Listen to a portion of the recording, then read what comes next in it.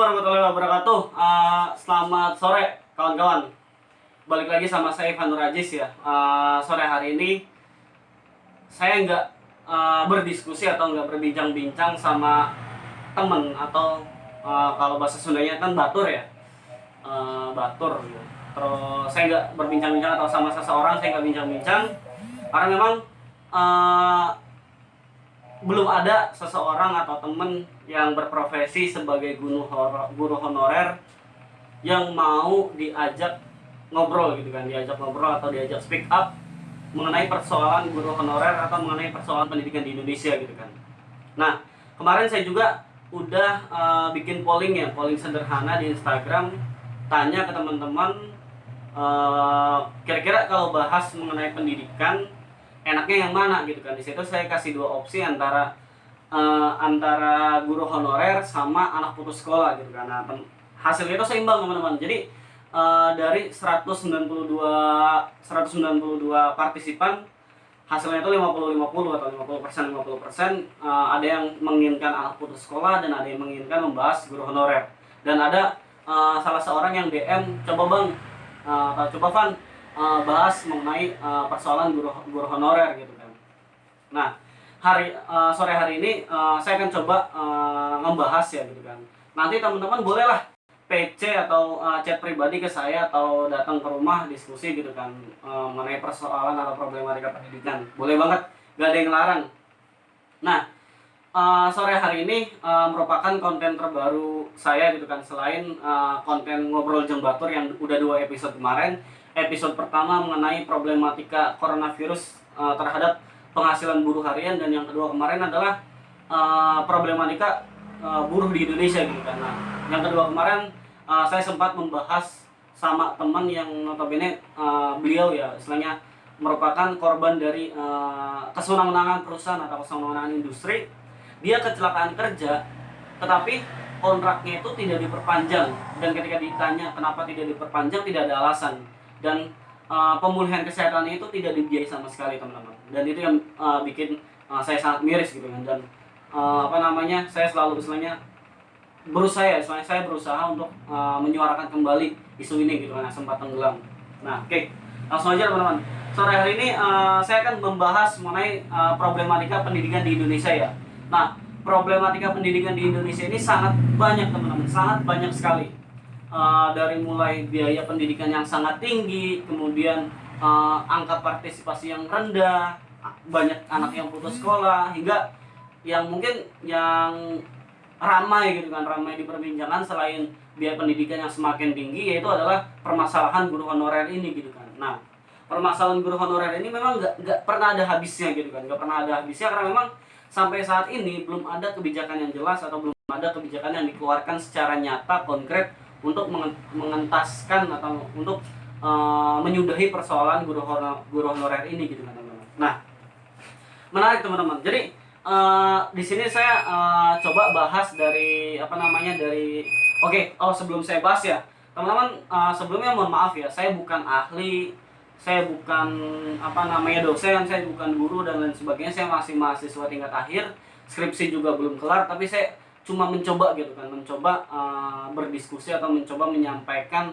argumen-argumen atau pandangan-pandangan. Nanti teman-teman bolehlah istilahnya mengantitesiskan atau kita berdialektika bersama gitu kan. Nah, di sini saya coba kita akan bahas guru honorer dulu ya. Kita akan bahas guru honorer dulu karena memang mengenai anak putus sekolah ini saya maunya mendatangkan langsung narasumber yang merasakan gimana sih jadi seseorang yang merasakan putus sekolah gitu kan. Nanti penyebabnya apa, kemudian harapannya apa, dan apa yang dilakukan oleh dia gitu kan, istilahnya oleh anak putus sekolah atau seseorang yang putus sekolah.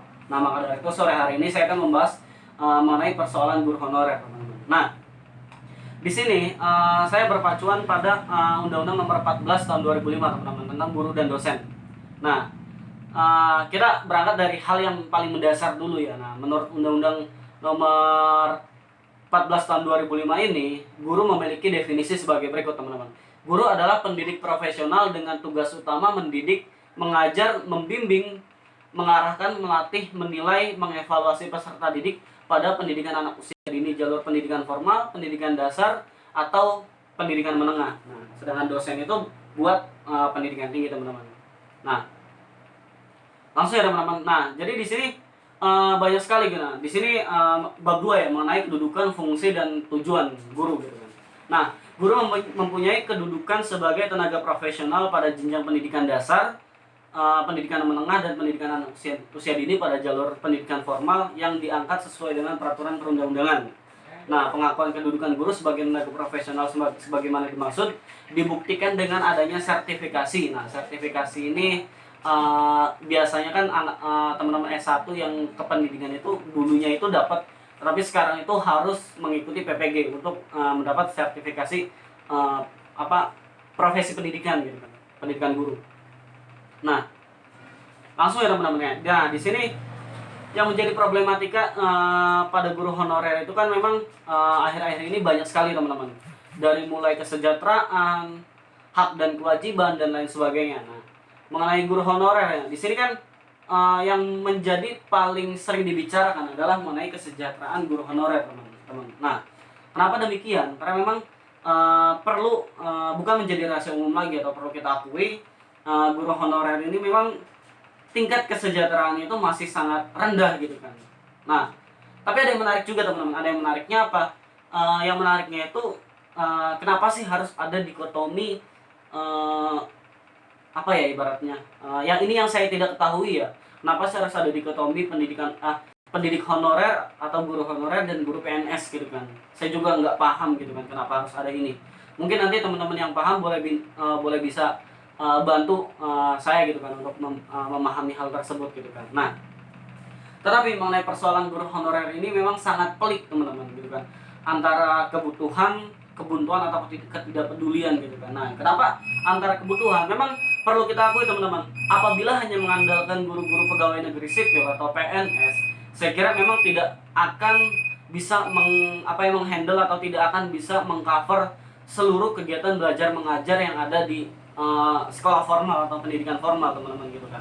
Nah, sedangkan kebuntuannya apa? Kebuntuannya karena memang sampai saat ini tingkat kesejahteraan, hak dan kewajiban guru honorer itu masih sangat rancu teman-teman, masih sangat abstrak lah ya, belum ada kejelasan dan belum ada kebijakan yang dikeluarkan secara jelas dan tegas teman-teman. Nah, terus saya pikir ini adalah suatu ketidakpedulian gitu kan, bukan ketidakpedulian ya, kekurang pedulian pemerintah terhadap tenaga kependidikan atau pendidik teman-teman. Coba gini deh, ini saya bukan provokasi ya, sekali lagi saya bukan provokasi, tapi coba kita bayangkan kalau seandainya negara ini memangkas anggaran fasilitas untuk pejabat tinggi negara atau memangkas anggaran untuk fasilitas anggota dewan dan dialihkan untuk memberikan kesejahteraan kepada tenaga pendidik honorer atau guru-guru honorer atau tenaga pendidikan honorer, saya kira ini bisa dilakukan teman-teman.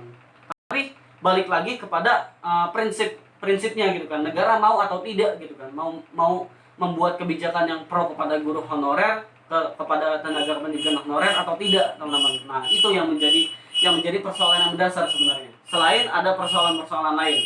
Nah, di sini saya coba akan membahas hal sederhana dulu ya. Hal sederhana. Nah, sebenarnya kalau kita ngomongin sistem pendidikan formal teman-teman. Nah, sistem pendidikan formal di kita itu memang kalau mengenai metode pembelajaran sebenarnya sudah ada kemajuan teman-teman. Saya akui sudah ada kemajuan. Kenapa saya akui sudah ada kemajuan? Sejak kurikulum 2013 diberlakukan, itu memang yang namanya sistem bank itu bisa dihindari teman-teman. Karena apa? Jadi di situ guru bukan merupakan sesuatu hal yang utama di dalam kelas, tapi guru merupakan fasilitator atau pengantar bagi teman-teman yang ada di dalam kelas gitu. Itu mengenai metode pembelajaran. Tapi yang sangat jelas dan ketara mungkin di pendidikan kita atau mungkin nggak cuma pendidikan formal ya, tapi pendidikan non formal juga. Jadi pendidikan kita itu sekarang sudah bergeser atau sudah beralih prinsip yang tadinya untuk mungkin ketika Ki Hajar Dewantara atau dengan taman siswanya atau Tan Malaka dengan pendidikan Syarikat Islam on Darwisnya. Nah, itu mungkin masih berorientasi pada kemerdekaan pikiran atau kebebasan berpikir gitu kan. Tapi saya lebih suka dengan istilah kemerdekaan berpikir tentang kebebasan berpikir, teman-teman. Nah, kenapa saya mengatakan sudah beralih prinsip atau sudah beralih orientasi? Nah, jika saat ini pendidikan di Indonesia itu sudah berorientasi atau sudah berprinsip kepada industri, teman-teman. Kenapa demikian? Karena memang kita perlu ketahui gitu kan. Nah, contoh sederhananya ya, kita dididik itu bukan untuk menjadi seseorang yang pandai sikap ataupun kita memiliki pemikiran kritis, bukan itu teman-teman. Tapi kita dididik untuk bersaing, untuk berkompetisi, untuk memiliki kompetitif. Nah, tujuannya di mana ya? Tujuannya untuk dunia industri nantinya, atau untuk pasar nantinya. Karena memang istilah-istilah kompetisi, istilah kompetitif, istilah persaingan itu hanya ada di dalam istilah-istilah di dalam pasar, atau hanya ada di dalam istilah-istilah kapitalisme, teman-teman. Nah, di sini saya akan membahas mengenai guru honorer ya. Nah, guru honorer tadi kan guru sudah dijelaskan gitu kan, tenaga pendidik profesional yang sudah berdasarkan standar-standar yang ditentukan di dalam perundang-undangan. Nah, di dalam di sini di bagian hak dan kewajiban guru pasal 14 Undang-Undang Nomor 14 tahun 2005. Nah, di sini guru memiliki guru profesional atau dalam melaksanakan tugas profesional, guru berhak ya. Di sini guru berhak, bukan guru pegawai negeri sipil berhak, tetapi di sini guru berhak ya. Guru berhak yang pertama memperoleh penghasilan di atas kebutuhan hidup. Kemudian yang kedua mendapatkan promosi dan penghargaan sesuai dengan tugas dan prestasi kerja. Ketiga, memperoleh perlindungan dalam melaksanakan tugas dan aktivitas kekayaan intelektual. Keempat, memperoleh kesempatan untuk meningkatkan kompetensi. Kelima, memperoleh dan memanfaatkan sarana dan prasarana pembelajaran untuk menunjang kelancaran dan lain sebagainya. Nanti teman-teman bisa baca ya di Undang-Undang Guru dan Dosen. Teman-teman bisa baca. Tapi yang sore hari ini saya soroti yaitu mengenai lebih eksplisit kepada kesejahteraan guru honorer gitu kan. Nah, baru-baru ini teman-teman. Nah, persoalan guru honorer itu sedang sangat ramai dibicarakan. Kenapa demikian? Karena memang di tengah situasi pandemi seperti sekarang, ibarat buah si malakama bagi guru-guru honorer atau bagi guru-guru non PNS ya. Kenapa demikian? Karena memang memiliki kewajiban yang sama dengan guru-guru PNS atau guru-guru yang sudah berstatus sebagai pegawai negeri sipil. Tetapi hak yang diterima itu berbeda, teman-teman. Nah, jadi di sini sampai banyak berita ada di Pamekasan guru honorer karena untuk memenuhi kebutuhan hidupnya itu untuk harus menjual barang-barang untuk memenuhi kebutuhan hidupnya seperti makan dan lain sebagainya. Kemudian di sini ada kepala sekolah yang menahan upah guru honorer dan lain sebagainya gitu kan. Nah, di sini juga di Pamekasan juga ada nasib guru honorer di Pamekasan hanya cukup untuk membeli kebutuhan dasar. Dan ini bukan menjadi rahasia umum lagi, teman-teman. Ada beberapa kawan yang teman saya ya, ada beberapa kawan yang berprofesi sebagai guru honorer memang hanya berpenghasilan 200.000 dalam satu bulan. Nah, bayangkan saja teman-teman, di tengah pandemi seperti sekarang 200.000 itu bisa apa? Ya mungkin hanya bisa memenuhi kebutuhan dasar selama beberapa hari atau selama beberapa minggu saja gitu kan. Nah, yang menariknya teman-teman, di sini kan di dalam hak sebagai guru profesional, guru profesional itu berhak memperoleh penghasilan di atas kebutuhan hidup minimum dan jaminan kesejahteraan sosial. Tetapi yang menjadi realita di lapangan, yang menjadi realita di dalam kehidupan, guru honorer itu jauh dari kata sejahtera, teman-teman. Jauh dari kata layak kehidupannya. Nah, di sini memang banyak sekali ya kasus-kasus guru honorer atau bukan oknum lah ya. Banyaklah kasus, ibaratnya ada beberapa kasus yang ya guru honorer yang berkata demikian, ya udahlah syukuri aja gitu kan. 200.000 juga hitung aja ini sebagai ladang pahala gitu kan. Nah, tetapi yang perlu teman-teman atau yang perlu kawan-kawan sadari yang berprofesi sebagai guru honorer, di sini bukan pada konteks bersyukur atau tidak bersyukur, bukan pada konteks bersyukur atau tidak terhadap keadaan, tetapi pada konteks ini adalah kewajiban negara gitu kan. Nah, coba bayangkan aja, ketika anggota dewan memiliki tunjangan atau fasilitas sedemikian mewahnya, kenapa guru yang notabene memiliki tugas yang sangat mulia untuk mendidik anak-anak bangsa, mendidik anak-anak di negara ini, kesejahteraannya itu sangat minim diperhatikan, teman-teman.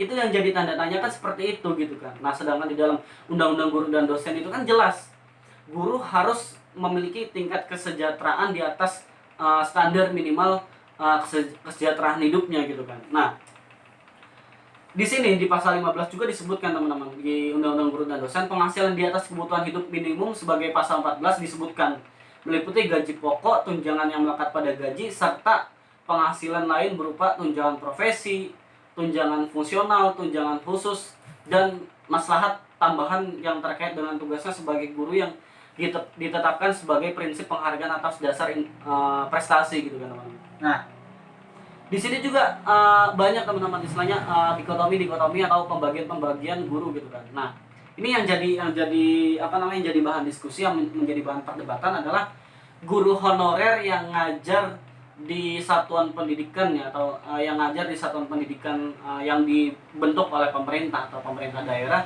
seperti mungkin sekolah dasar negeri, sekolah menengah pertama negeri, SMK negeri.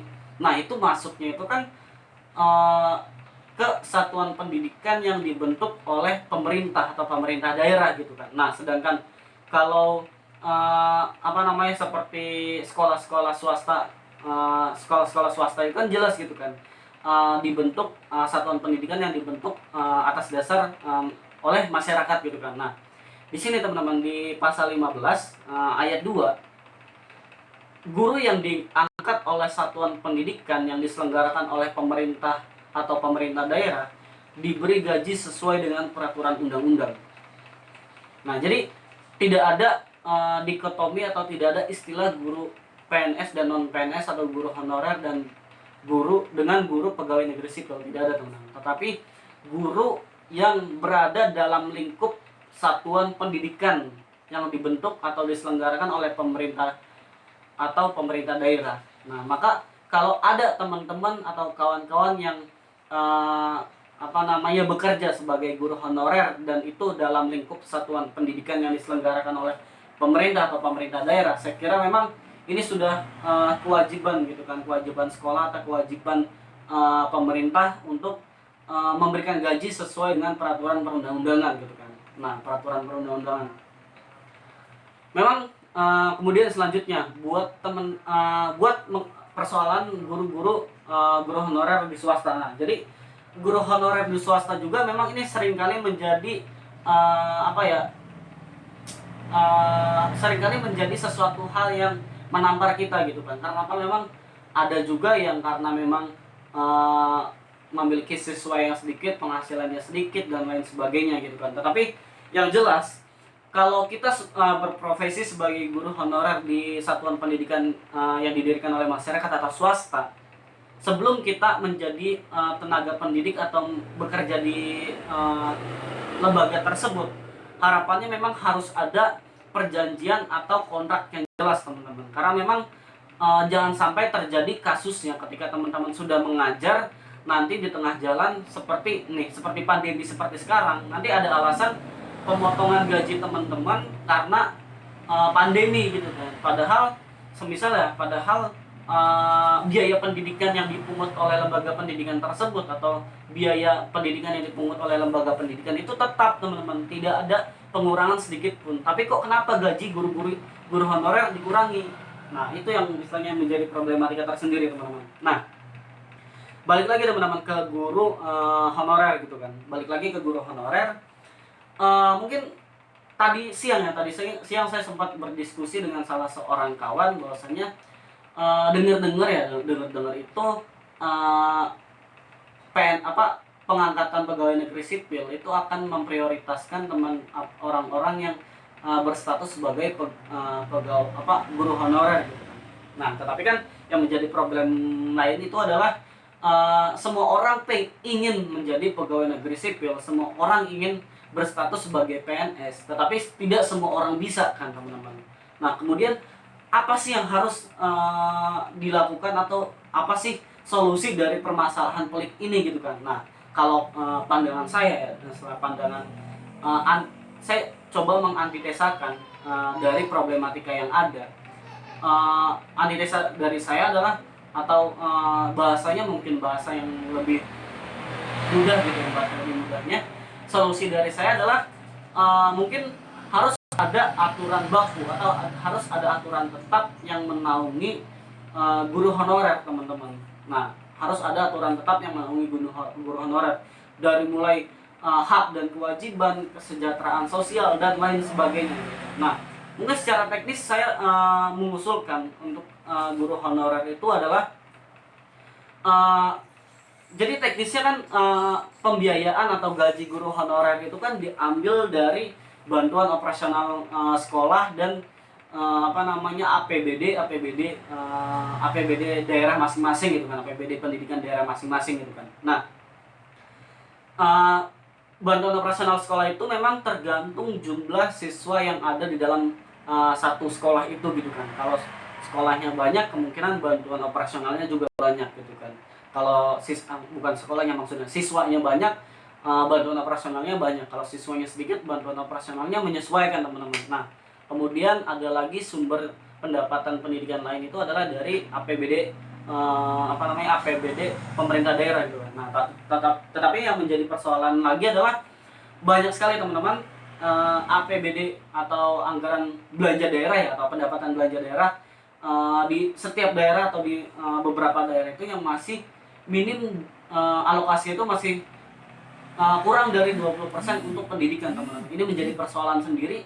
Ini menjadi persoalan yang sangat pelik, teman-teman. Nah, saya kira memang kalau persoalannya demikian, tingkat kesejahteraan guru honorer itu sangat rendah, dan ini di luar dari konteks ideologis ya. Saya bicara realitas, dan saya coba berpikir secara realita aja gitu kan, apa yang bisa dilakukan dan apa yang mungkin dilakukan gitu kan. Nah, saya pikir solusinya yang sangat mungkin dilakukan oleh pemerintah seharusnya bisa mengeluarkan aturan baku, atau seharusnya pemerintah bisa membuat kebijakan yang jelas gitu kan mengenai kesejahteraan guru honorer. Semisal mengenai persoalan gaji ya, teman-teman, saya punya solusi, atau saya berpikir harus ada standar minimal minimal yang dikeluarkan oleh pemerintah pusat. Dalam hal ini mungkin bisa berbentuk peraturan pemerintah, atau bisa berbentuk peraturan menteri dan lain sebagainya. Ya mungkin nanti teman-teman yang jurusan hukum lebih paham gitu kan. Saya jurusan pendidikan. Nah, mungkin pemerintah harus mengeluarkan standar minimal kesejahteraan guru honorer. Nah, standar minimal ini bisa saja teknisnya itu menyesuaikan dengan upah minimum kota atau upah minimum provinsi, teman-teman. Nah, kenapa demikian? Kalau kita bicara mengenai kesejahteraan guru honorer, jadi guru honorer itu sekarang banyak sekali yang gajinya itu hanya 200.000, 150 dan lain sebagainya gitu kan. Nah, apabila pemerintah pusat atau pemerintah bisa mengeluarkan kebijakan atau mengeluarkan produk undang-undang yang menjadi standar minimal kesejahteraan guru honorer, saya kira ini bisa menjadi antitesa dari persoalan kesejahteraan guru honorer saat ini gitu kan. Nah, kita bayangkan aja, atau kita coba berpikir, kalau misalkan saat ini karena tidak ada aturan yang jelas atau tidak ada kebijakan yang jelas dari pemerintah mengenai kesejahteraan guru honorer, maka banyak sekali guru-guru honorer yang jauh dari kata layak kesejahteraannya, atau jauh dari kata sejahtera lah hidupnya, seperti itu. Nah, katakanlah sederhananya pemerintah mengeluarkan kebijakan standar setiap satuan pendidikan atau setiap pemerintah daerah atau guru honorer ini harus memiliki minimal penghasilan berdasarkan sesuai dengan upah minimum kota atau upah minimum provinsi masing-masing gitu kan. Misal di Cirebon ya, saya di Cirebon itu setahu saya 1,8 juta ya. Nah, saya kira sudah sepantasnya gitu kan guru honorer bisa menerima setidaknya itu menerima sesuai dengan upah minimum kota, karena memang tidak ada perbedaannya.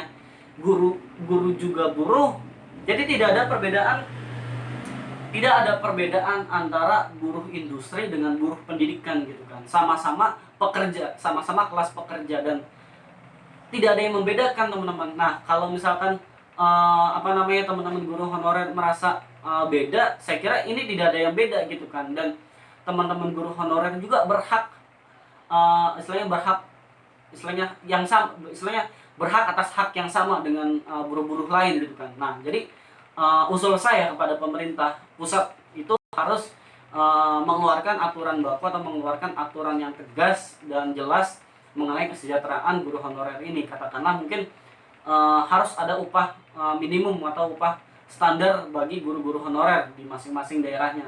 Misal di Cirebon, katakanlah harus sesuai dengan upah minimum kota atau upah minimum provinsi gitu kan. Misal 1,8 juta sesuai dengan upah minimum di kota Cirebon atau kabupaten Cirebon. Nah, saya kira memang itu bisa menjadi solusi gitu kan dari permasalahan-permasalahan yang ada. Nah, tetapi tetapi persoalan ini nggak cuma berhenti di situ teman-teman, nggak cuma stuck di situ teman-teman. Teman-teman guru honorer juga sering menyuarakan hal ini gitu kan. Setidaknya kita menghendaki adanya upah minimum gitu kan, seperti UMR atau UMK gitu kan. Tapi kan memang sampai saat ini belum ada kebijakan yang jelas, belum ada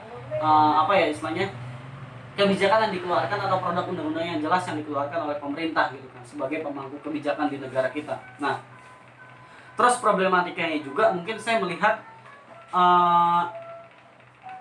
di guru, profesi guru.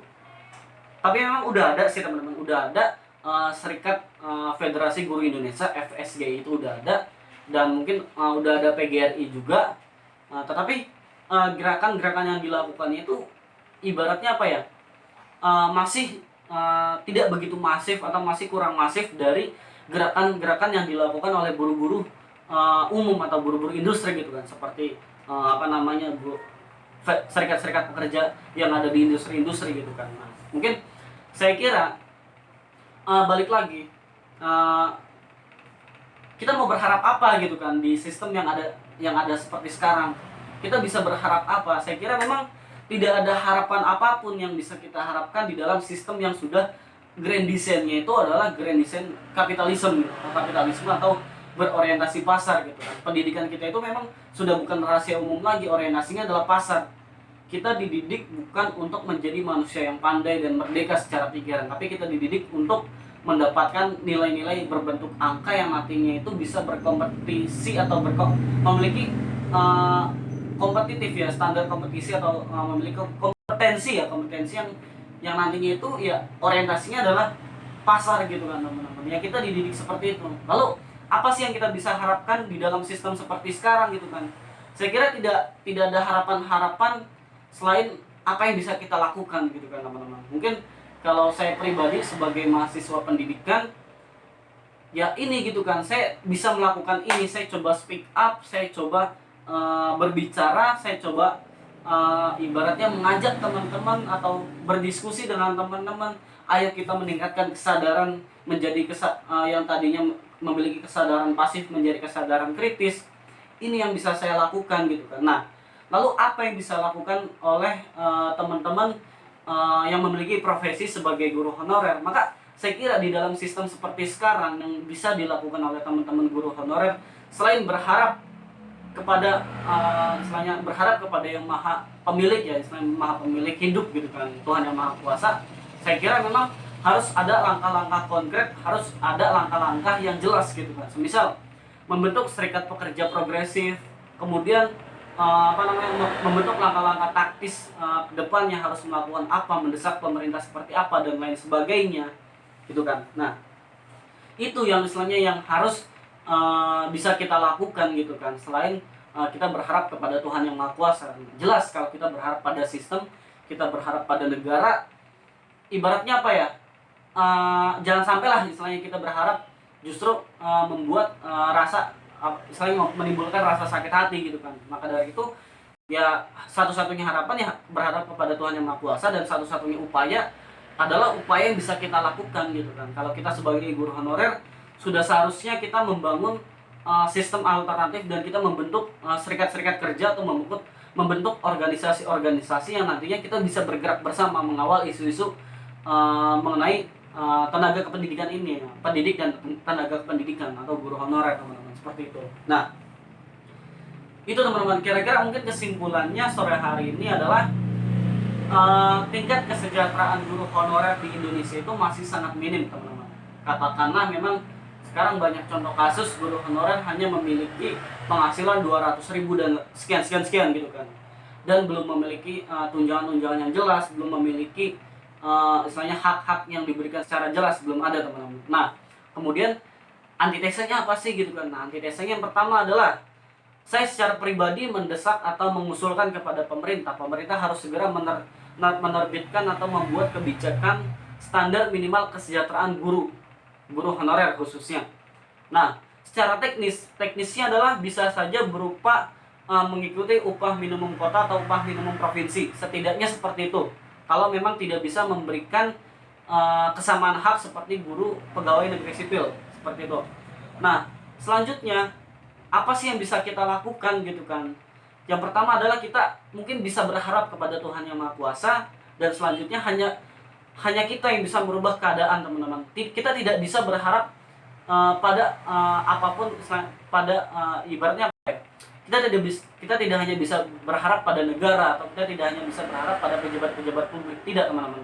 Tapi kita bisa berharap pada diri kita sendiri. Lalu apa sih yang bisa dilakukan oleh teman-teman yang berprofesi sebagai guru honorer atau guru-guru yang ada di Indonesia? Mungkin saya mengusulkan harus ada serikat-serikat pekerja atau harus ada serikat-serikat buruh pendidikan yang progresif dan nantinya sanggup dan siap melawan kebijakan-kebijakan yang tidak berpihak kepada guru honorer, tidak berpihak kepada pendidikan di Indonesia, tidak berpihak pada kondisi atau sistem pendidikan yang lebih baik lagi ke depannya, teman-teman. Saya kira itu kesimpulan sore hari ini adalah tingkat kesejahteraan guru honorer ini masih sangat minim, teman-teman. Tingkat kesejahteraan sangat minim, belum ada kebijakan yang istilahnya yang mengakomodir dari tingkat kesejahteraan ini. Maka dari itu usul dari saya atau antitesa dari saya sesuai dengan judul konten sore hari ini adalah antitesa, karena saya tidak berbicara dengan atau tidak berdiskusi berbincang dengan seseorang atau dengan kawan. Antitesa dari saya adalah yang pertama, pemerintah harus segera menerbitkan peraturan yang jelas. Pemerintah harus menerbitkan aturan standar minimal kesejahteraan guru honorer. Katakanlah teknisnya sesuai dengan upah minimum kota, upah minimum provinsi. Kemudian selanjutnya, bagi teman-teman guru honorer, kita hanya bisa berharap kepada Tuhan Yang Maha Kuasa.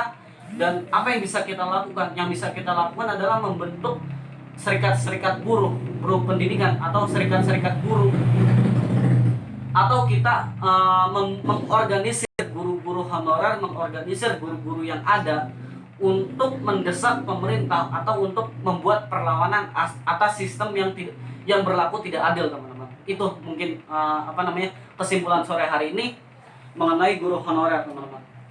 Nah, selain mengenai guru honorer, nanti saya akan berbicara ya, mungkin pada kesempatan lain saya akan berbicara mengenai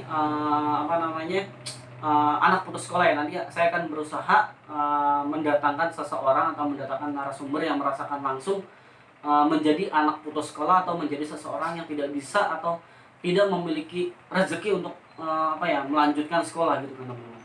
Oke. Sore hari ini mungkin itu aja, teman-teman. Jadi pada intinya, di dalam sistem pendidikan yang sudah berorientasi pasar atau sudah berkawin dengan di dalam sistem pendidikan yang berorientasi pasar atau sudah berkawin dengan kapitalisme, kita tidak bisa memiliki harapan-harapan. Kita tidak bisa berharap terlalu banyak, teman-teman.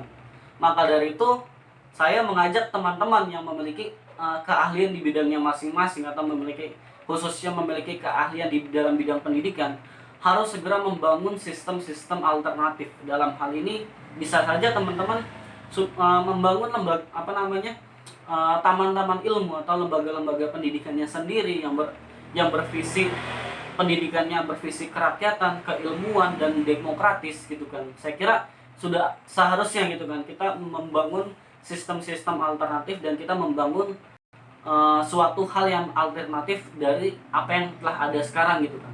Seperti itu teman-teman. Oke, sore hari ini mungkin itu saja dari saya. Terima kasih atas atensi teman-teman atau perhatian teman-teman. Kurang lebihnya saya mohon maaf ya. Itu saja yang bisa saya sampaikan. Salam buruh yang melawan, salam guru yang melawan, salam mahasiswa yang melawan, salam setengah merdeka. Hidup mahasiswa.